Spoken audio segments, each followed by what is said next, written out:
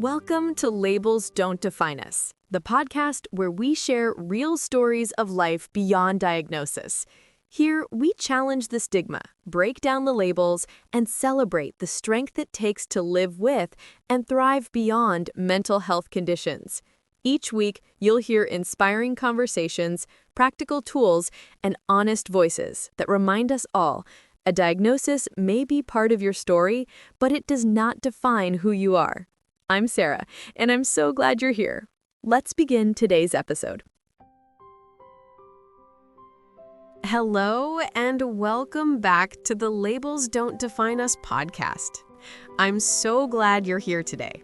This is the space where we remind each other that we are more than our diagnoses. We are whole people with dreams, strengths, and the ability to create meaningful lives. Today's episode is called Living a Full Life with Bipolar, Stories of Resilience. For many people, the word bipolar brings to mind only struggle, but there are so many inspiring stories of people who are not only surviving with bipolar disorder, but are truly thriving. Today, we'll talk about personal journeys of stability, creativity, and growth, the power of routines and support systems, and some practical tips from people who live with bipolar and want others to know that hope is possible. Let's begin with the stories. Sarah's story, the painter. Sarah was diagnosed with bipolar disorder in her early 20s. At first, she thought her life was over. She imagined that she would never be able to work, travel, or even have stable relationships. But over time, with the right treatment and support, she discovered something powerful. Her creativity was deeply connected to the way she experienced life. Today, Sarah is a successful painter. She says, "My diagnosis gave me challenges, yes, but it also gave me a way of seeing the world that others can't.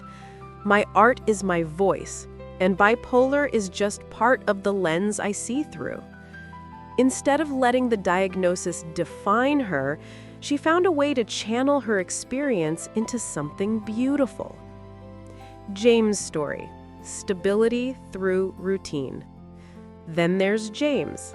He struggled for years with the highs and lows of bipolar disorder. But what changed everything for him was building strong routines. He wakes up at the same time every day, has a regular exercise schedule, and uses journaling as a way to track his mood. He told me, "I can't always control the extremes, but I can control my habits. My routine is my anchor." Now, James works as a teacher, and his students say his energy and enthusiasm make his classroom come alive. He's proof that stability doesn't mean losing yourself. It means creating a foundation that supports who you truly are. And then we have Amira, who found growth in community. She joined a peer support group for people with bipolar disorder. At first, she was nervous to open up, but soon she realized she wasn't alone. She told me, "Hearing other people's stories gave me hope, and sharing my own made me feel lighter. Connection is what helps me grow." Now, Amira is studying psychology and wants to give back by helping others who are just beginning their journey. Each of these stories shows us that while bipolar disorder comes with challenges, it doesn't erase the possibility of a full and thriving life. How routines and support systems help. One common thread in these stories is the power of routines and support systems. Routines create stability. For many people with bipolar, unpredictability can make symptoms worse. Simple things like waking up at the same time, having a regular sleep pattern, and planning meals can provide a sense of calm and control. Support systems make the difference. Whether it's family, friends, therapists, or peer groups, Having people around who understand, or at least want to understand, can change everything.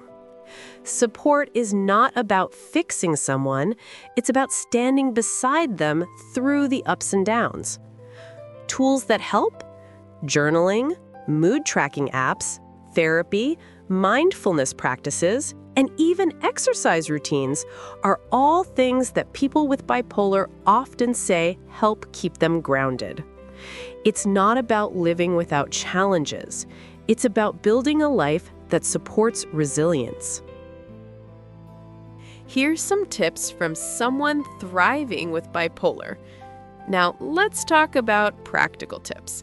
Things that people living with bipolar often recommend to others who might be on the same path. Know your triggers. Keep track of what makes you feel better and what tends to set you off balance.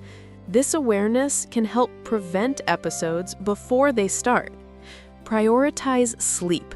Sleep is one of the most important stabilizers. Many people with bipolar say protecting their sleep schedule is non-negotiable. Build a wellness toolbox. This could include grounding exercises, calling a supportive friend, going for a walk, or using calming music. Different tools work at different times. Don't be afraid to ask for help.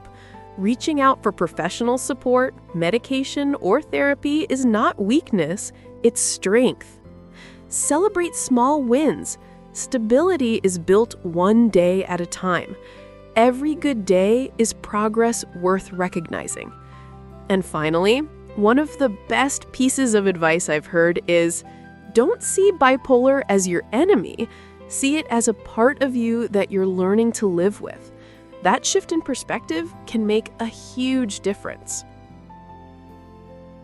Bipolar disorder is not easy, but it also doesn't erase the possibility of a rich, meaningful, and joyful life.